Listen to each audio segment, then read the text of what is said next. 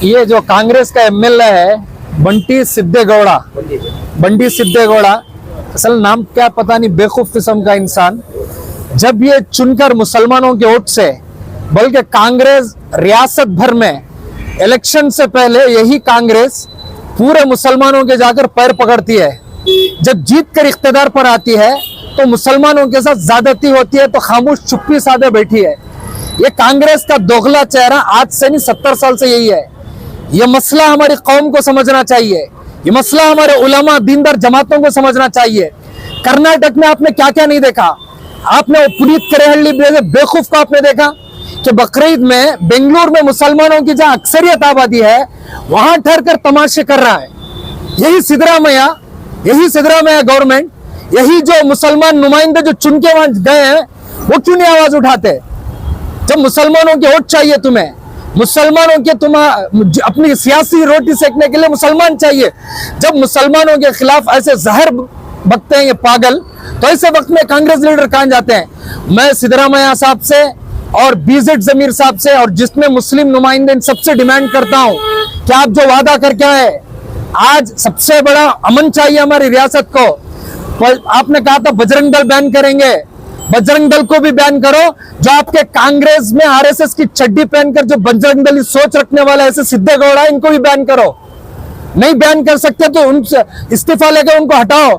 शहीद मिल्लत टीपू सुल्तान की सरजमीन है यही ये बंटे गौड़ा, ये सब भिखारी लोग थे। ये भीख मांगते हुए हमारे बुजुर्गों ने कुर्बानी दी, हमारे बुजुर्गों ने कपड़ा पहनने का हक दिया, हमारे बुजुर्गों ने रहने का हक दिया, तब जाके आज वो एमएलए बन के बैठे। बाबा साहब भीमराव अंबेडकर का संविधान ना आता तो यही सिद्धेगौड़ा जूते साफ करता होता।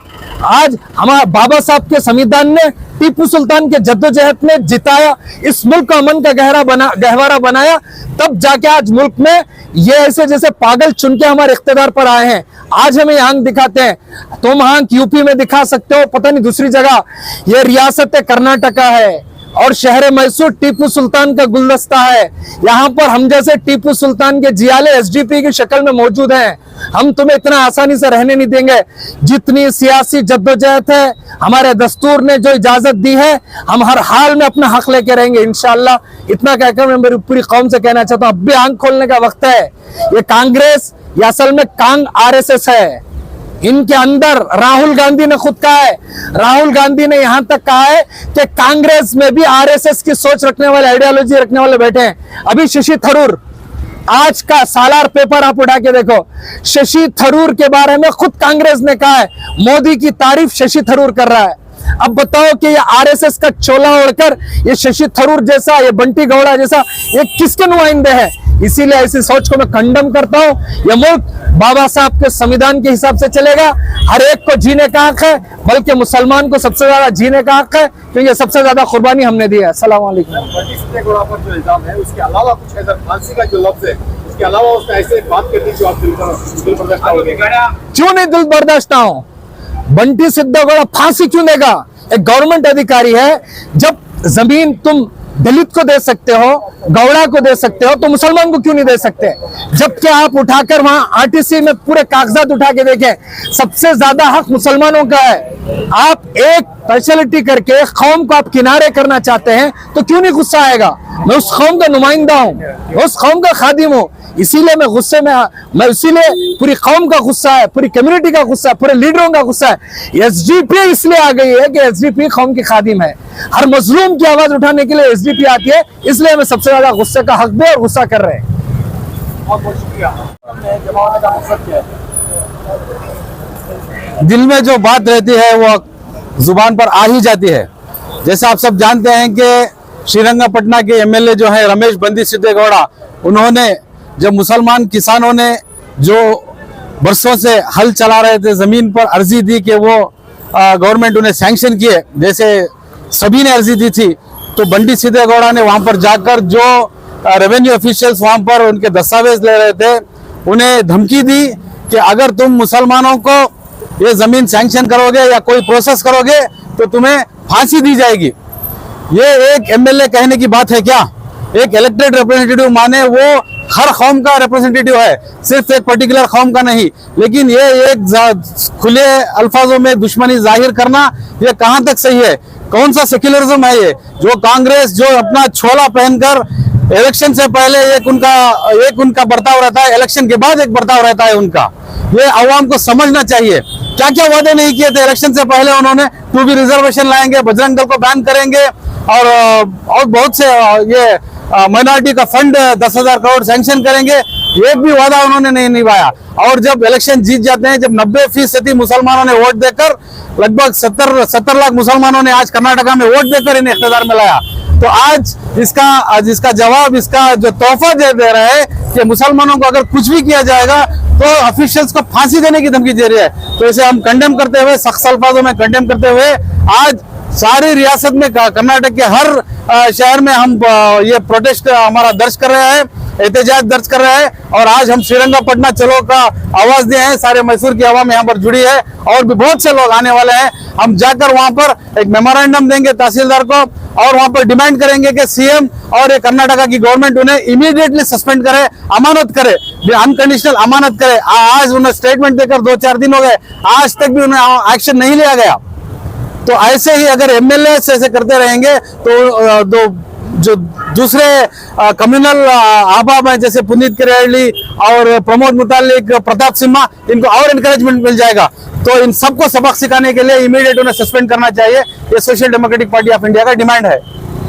शहर से एसडीपीआई का ये डिमांड है या पूरे रियासत में कर्नाटक की आपने? मैंने अभी कहा कि पूरे रियासत में हर शहर में प्रोटेस्ट एहतजाज अलग अलग तरीकों से दर्ज किया जा रहा है, क्योंकि बंडी सिद्धेगौड़ा श्रीरंगपटन में है, तो हम वहां पर जाएंगे। और श्रीरंगपटना चलो की आवाज हमने दी है, आप देख रहे हैं सैकड़ों अहबाब यहाँ पर जमे हैं, हम जाकर वहां पर एहतजाज दर्ज करेंगे। वहाँ के मुकामी लोग भी साथ में हैं, और रास्ते में भी बहुत से लोग जुड़ेंगे हमारे साथ।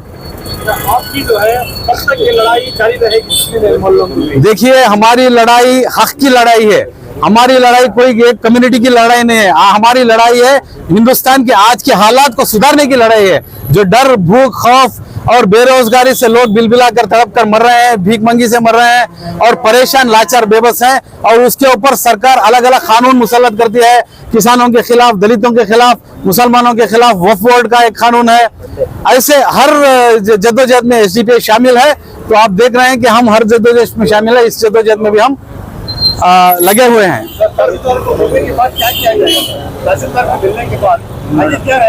हम मेमोरेंडम देकर आएंगे, हमारा एहतजाज वहां पर दर्ज करेंगे, और सीएम को और कर्नाटका की सरकार को हमारा डिमांड है कि उन्हें इमीडिएट सस्पेंड करें, वरना एहतजाज जारी रहेगा। और वोटर से भी हम गुजारिश करते हैं, वोट देने से पहले देखें क्या है उनके दिल में, अलग बात है, जाहिर में अलग बात है। तो ये चीज को पहचान कर अपने नुमाइंदों को चुने, ताकि आपके पीठ में खंजर ना भोंका जाए।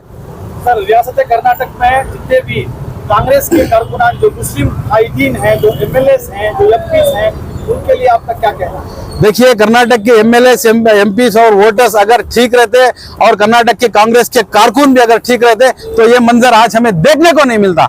आज तक एक कांग्रेस का एमएलए ऐसी ऑफिशियल्स को फांसी देने की धमकी देता है, लेकिन कोई कंडेमनेशन, कोई एक्शन नहीं हुआ। तो ये क्या मैसेज देता है कर्नाटक सरकार? अवाम को क्या मैसेज दे रही है? गारंटी दे दिए और झूठे वादे कर दिए, वोट ले लिए, 5 साल अपनी मनमानी करे क्या? अपनी सियासी रोटियां सेके, अपनी तिजोरियां भरे, और अवाम यहाँ भूख से मरते जाए, बेरोजगारी से मरे।